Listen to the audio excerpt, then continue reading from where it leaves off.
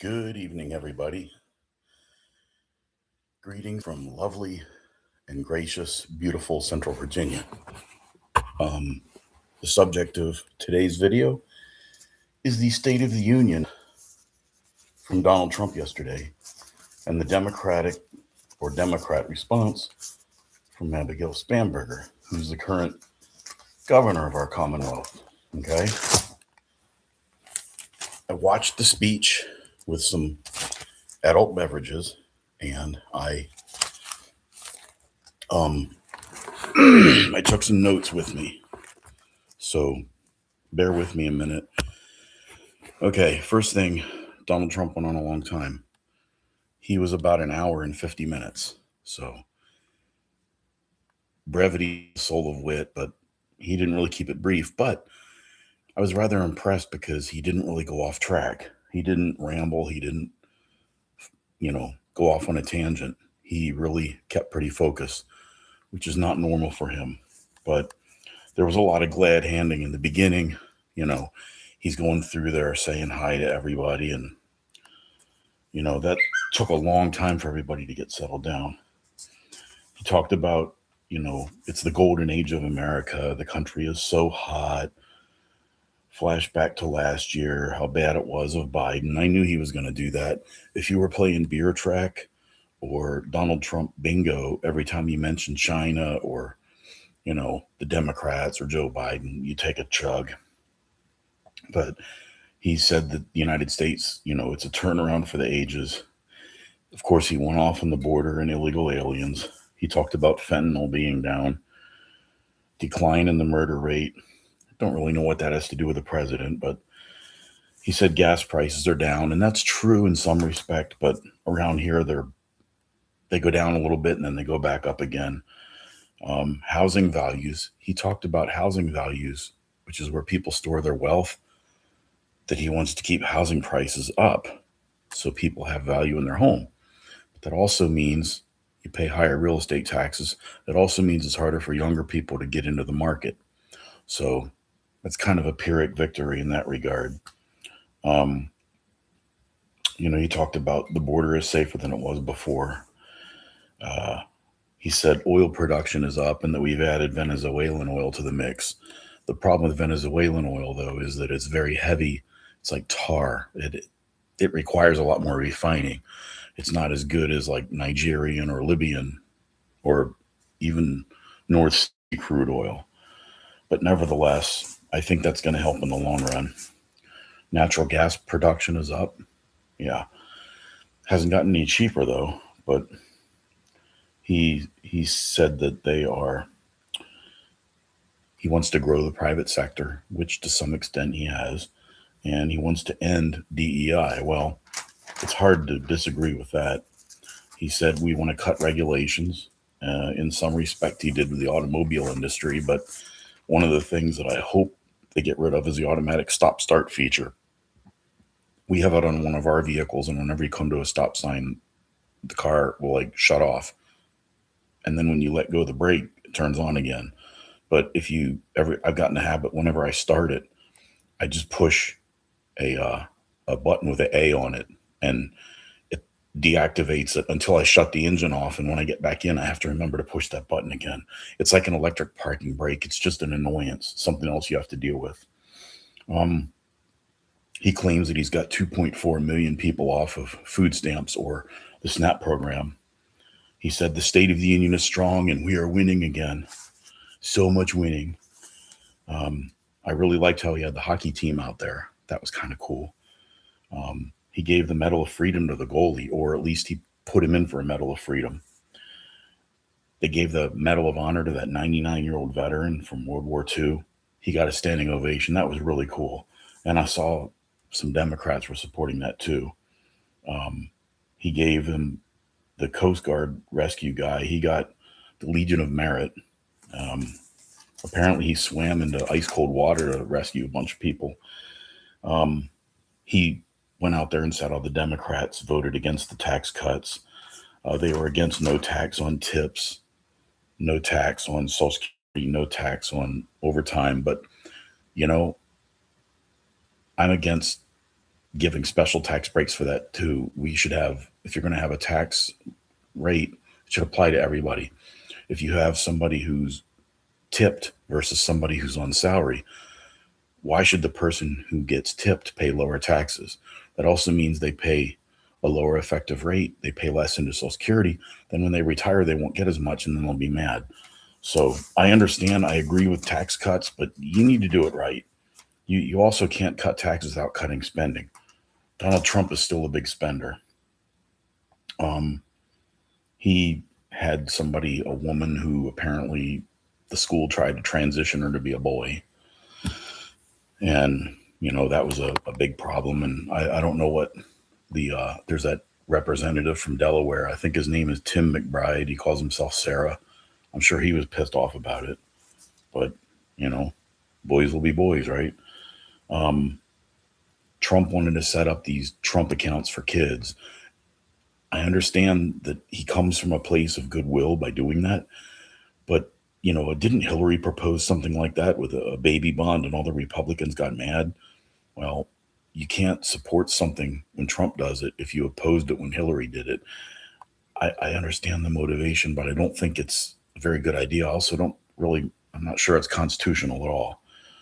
But again, I understand the motivation behind it. You put money away for a kid, but, he discussed how some of this comes from the private sector, but, you still have the government administering it, and it can get out of hand pretty quickly. And then does that only apply to citizen children, or does it apply to children born of illegal aliens? See, he didn't say that. That's something that he should have answered. He talked about how it could grow to 100,000 by the time you're 18. I think that's a little optimistic. Not unless you keep putting more money in it every year. But see, if you use taxpayer dollars to do it, then you're basically robbing Peter to pay Paul. You're adding to the debt. So I'm not quite sure the mechanics of how that's going to work. He said the Dow and the S&P 500 hit records. Well, yeah, they did. But remember that the dollar has been debased so much that, yes, you have more dollars, but each of those dollars don't buy as much. Now, that's not necessarily Trump's fault. That problem has been in existence now for at least 50 years. But, these things require some nuance. He went out there and bashed Biden, talked about affordability. He said that the Democrats talk about affordability, but they don't want to do it. Well, a lot of Republicans do that too. You don't make things more affordable by ever increasing the debt and having to borrow and print more money. He talked about healthcare, the ACA being bad. Yes, it was. But, he hasn't come out and either said, hey, we've got something better to replace it, or just get rid of it altogether. I believe they should get rid of it altogether because it's unconstitutional. Healthcare is not mentioned. It is an enumerated power of the federal government. And I believe ACA started in the Senate when appropriations bills must start in the House according to the Constitution. But that's another issue for a different day. He talked about price transparency with drug prices. I'm all for that. How you go about doing that, I don't know. That requires more free market stuff. He talked about IVF, in vitro fertilization, so people can have children. I'm not quite sure what the federal government role is in that. That's not really something the government should be involved with. He talked about data centers and how they should have to pay for their own power. Well, in the county where I live, they're planning on bringing in 2 data centers. I think one of them got approved. And, I know they're going to find a way to push the expense onto the normal ratepayers. And our electricity rates have already gone up quite a bit already before we even got our new governor in there who's going to raise them even more. He talked about foreign companies and big corporate conglomerates not being able to buy single family homes. I'm not really sure how you can enforce that, but yeah, it does kind of get aggravating when these multi-billion-dollar corporations are buying up more and more single family homes. Then they become landlords. And, would you rather have a landlord who's a mom and pop, or would you rather have a corporate conglomerate who owns 5,000 houses? I don't know. He talked about protecting Social Security and Medicare. Both of them are going bankrupt. I'm not sure how he's going to protect that. They're basically, well, especially Social Security is a Ponzi scheme. The only way to really protect it is to gradually phase it out. If we don't gradually phase it out, it will go bankrupt. Ponzi schemes always collapse. He talked about finding a way to get people to be more involved with matching contributions and investing for their own retirement. I'm all for that. I'm retired now, and if I hadn't invested privately, I'd be screwed because Social Security is going to rip you off. He mentioned no insider trading and no insider trading for stocks for people in Congress and in the government.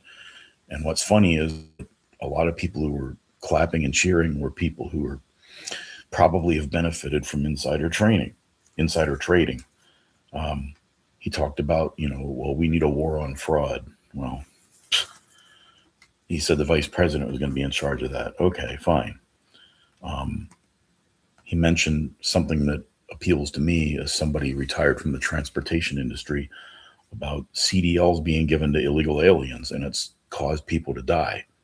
Well, that's true.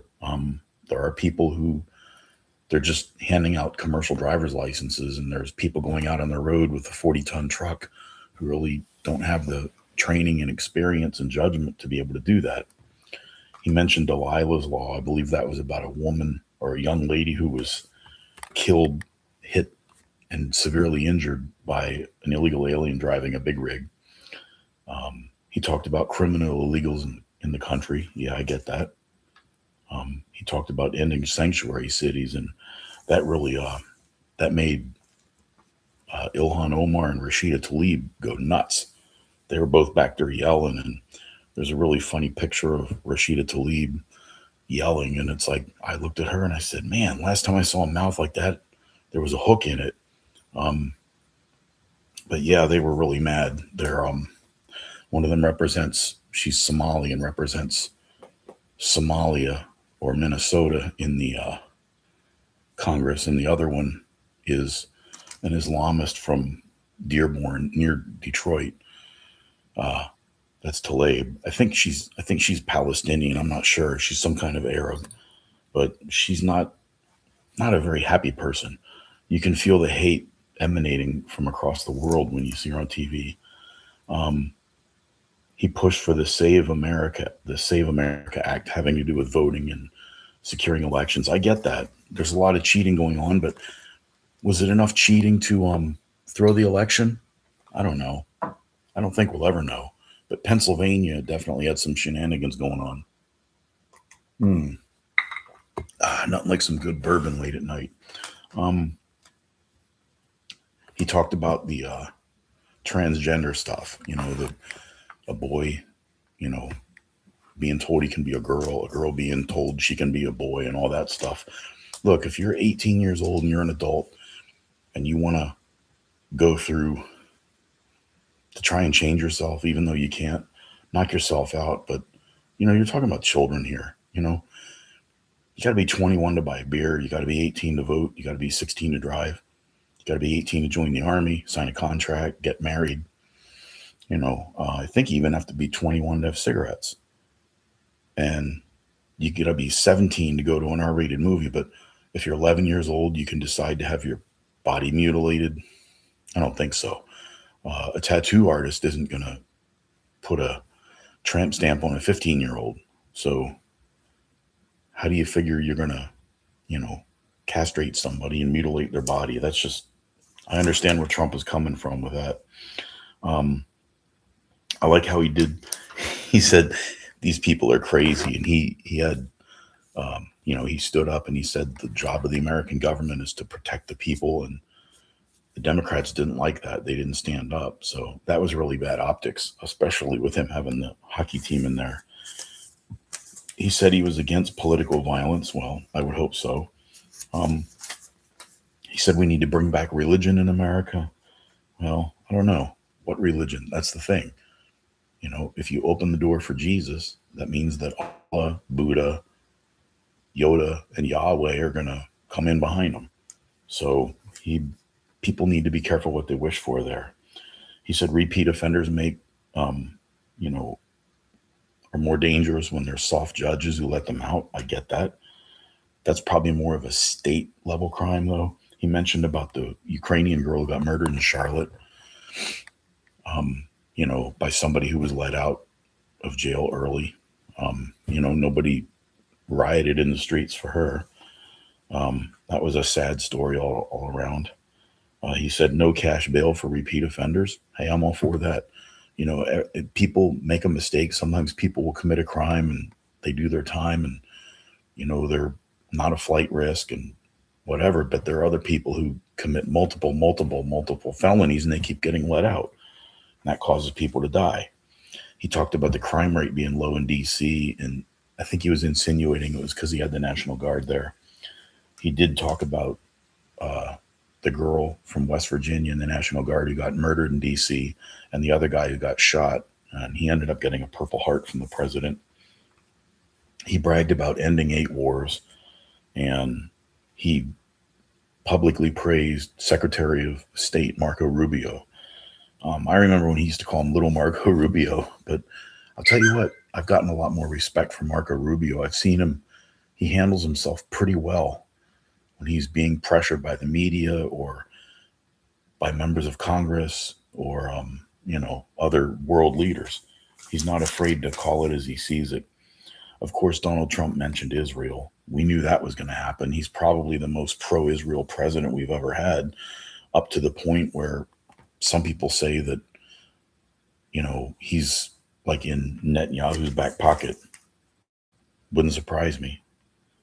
He mentioned about Russia and Ukraine, the tragedy of how many thousands of people die over there every month. I get it. We need to find a way to end this, but that's easier said than done. He talked about Midnight Hammer, taking out the missile sites in Iran. He says they can't be allowed to have a nuclear weapon. See, that sounds like something Israel would say too. He just said not to doubt the U.S. resolve. It was a very patriotic, pro-America State of the Union speech. Honestly, I think a lot of these things, there's nothing that says that they have to actually give a State of the Union address. He could basically write up, a 1-page summary of what's going on and deliver it to Congress. That would be it. But they did make it a big pomp and circumstance. But he talked about NATO. The Europeans need to be more responsible for their own defense. He mentioned, his tariffs. He says his favorite word is tariff, and a tariff is a tax. I agree with using a tariff as a weapon to bring other people to the negotiating table, but a tariff is a tax on us. You'll hear some Republicans say, "Oh, we love tariffs. It's great. It punishes our trade partners." Well, we pay the tax. We pay it. But then you hear Democrats say they want to raise corporate taxes. Well, both of them can affect the price and make things more costly. So that's a caveat there. You have to be sure about that. He said that he wants to get people to, commit to fair trade deals. Nothing wrong with that. He said that American security is of paramount importance. We need to be dominant in the Western Hemisphere. The Monroe Doctrine, I get that. We have adversaries in the Eastern Hemisphere, and with them over there and us over here, it does provide a little bit of safety.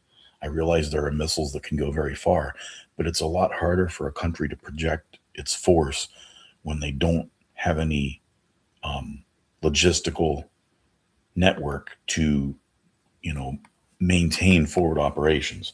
Right now, the United States does have a pretty good advantage in that regard. He mentioned the drug cartels in Mexico, and that's a real problem down there. My wife and I are actually planning on going to Mexico in July. We may have to postpone that. Mexico has everything they need to be a beautiful, perfect country.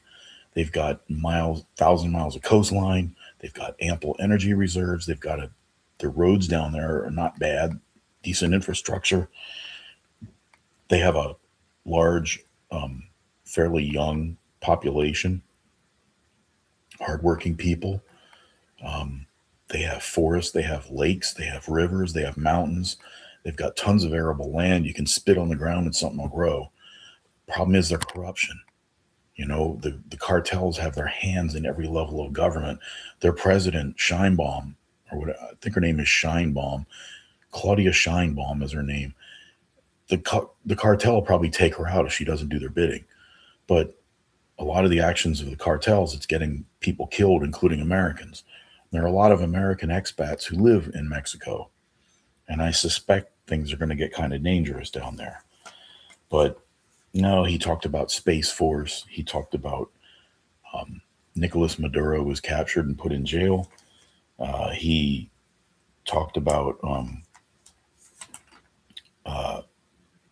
he put the Medal of Honor on a couple different soldiers.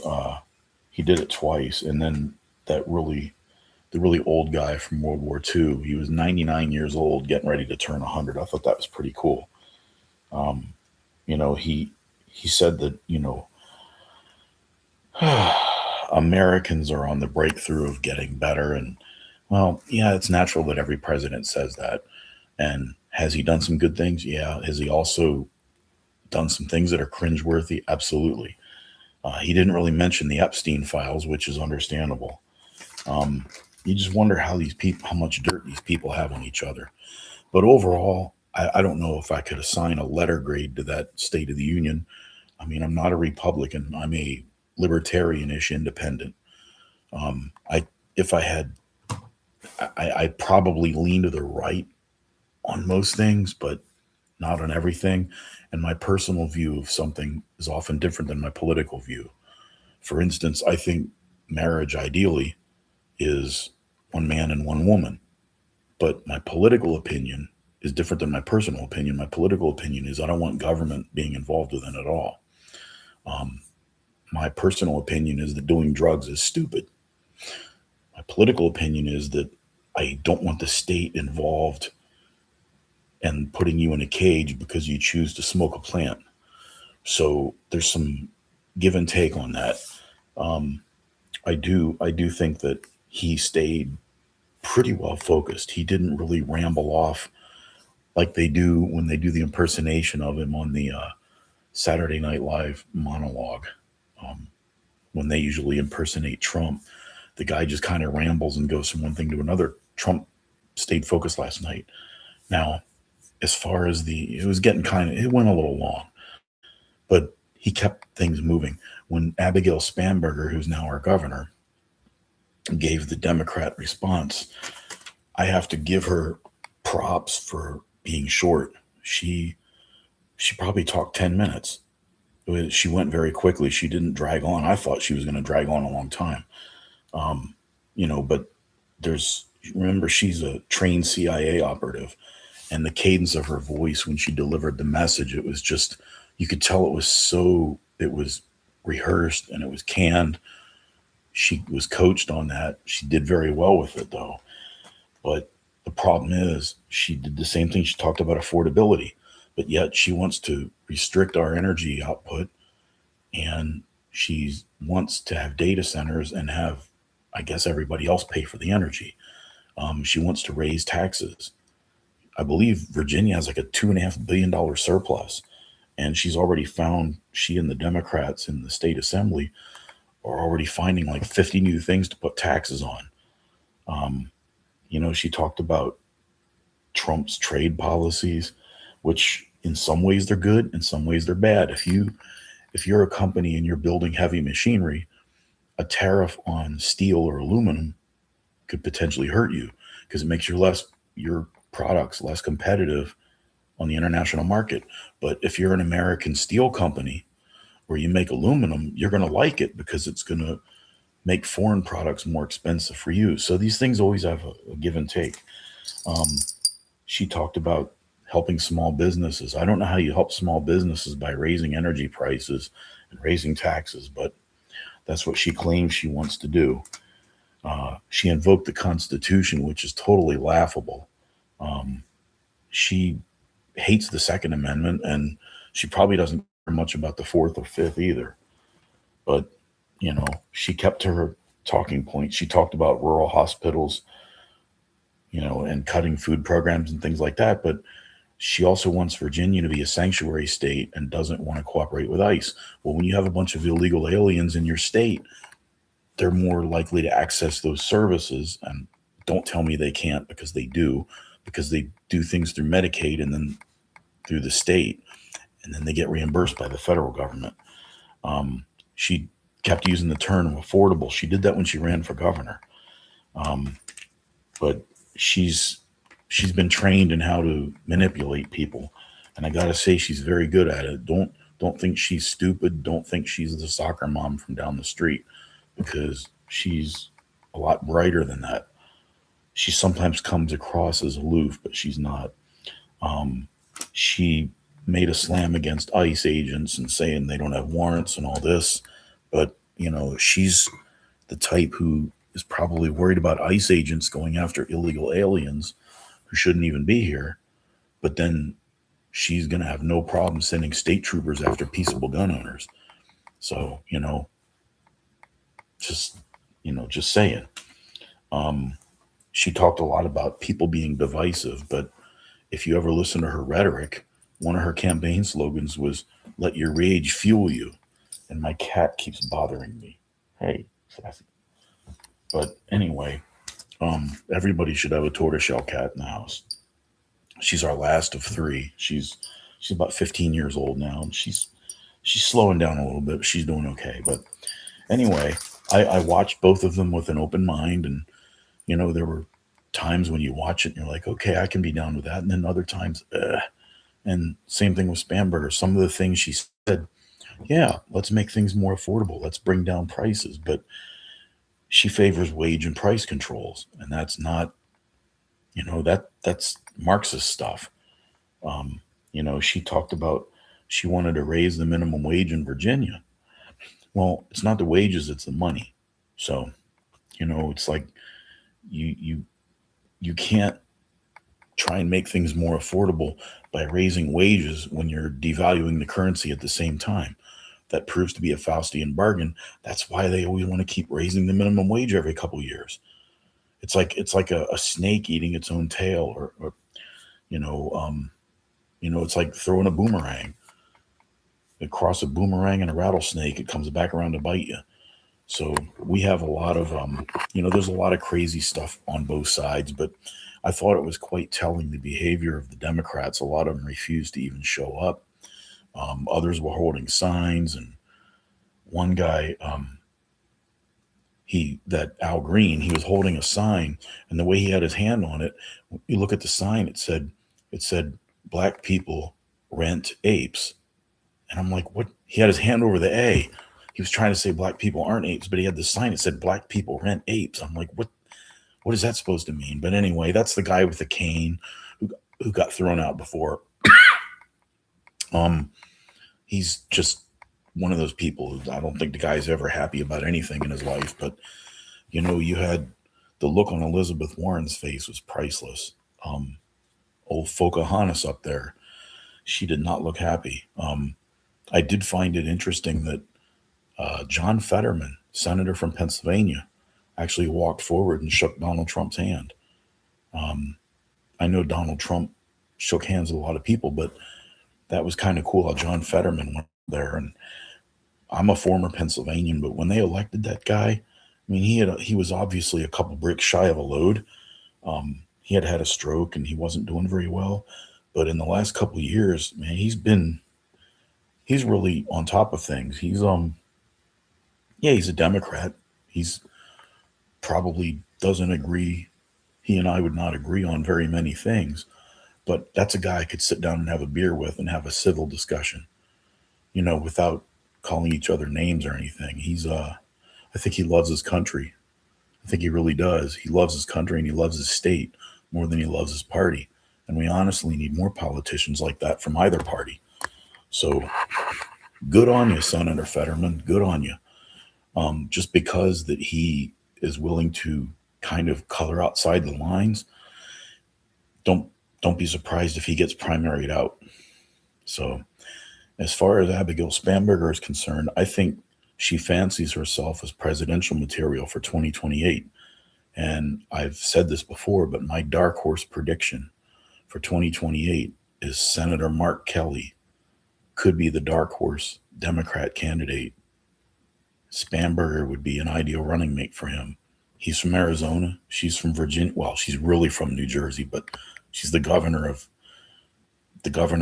Virginia, and she's from New Jersey. And the New Jersey governor, Mikey Sherrill, she's actually from Virginia.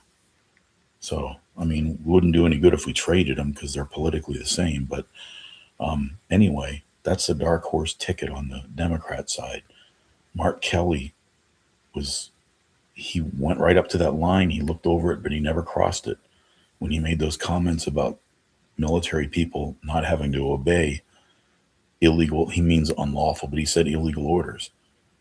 But he never mentioned Trump by name, and he never mentioned any particular illegal order. So what he did was actually speak the truth. It wasn't sedition. He came up to that line. He may have fomented some discord, but then Pete Hegseth said he's going to try and, use non-judicial punishment and take away one rank from him as retirement. Mark Kelly may have set a trap that Pete Hegseth stepped in it. That remains to be seen. But the midterms this year are going to be really interesting, depending, we got a lot to find out between now and then, but that'll be here in 8 months? Yeah, barely 8 months from now. And then we have the 2028. That just seems like 2028 is not that far away, but politically it's an eternity from now. A lot can happen. A lot can happen on either side.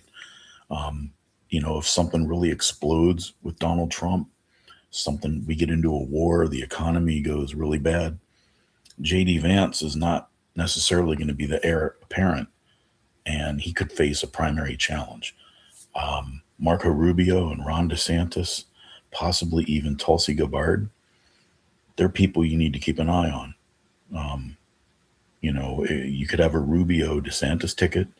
You could have a Vance Rubio ticket, because MAGA is fractured, the so-called MAGA movement. And there are a lot of people in the Republican Party who don't like Trump. And if the Democrats ran somebody like Mark Kelly, now he's way too left for me, I wouldn't vote for him, but he's a competent man. He's a former Navy captain, which is the same thing as a full colonel in the Army. He was an astronaut. He's not a stupid man. I believe he's a Naval Academy graduate, and that's just not something that they give away to people. He's one to watch.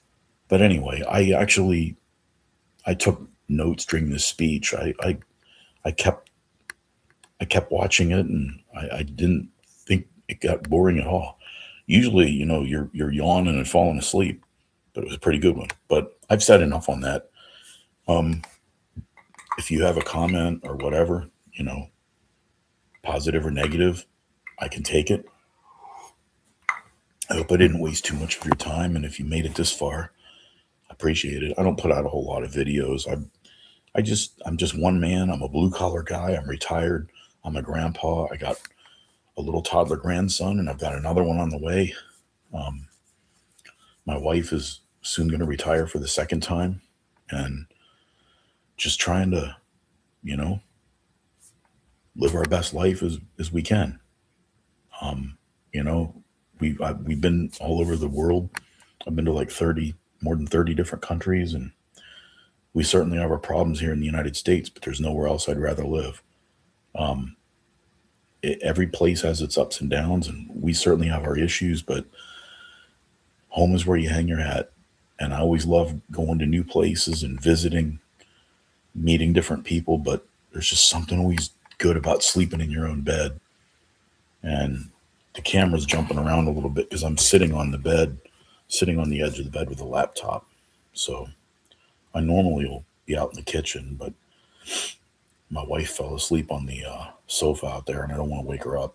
So have a good night. Peace be with all of you.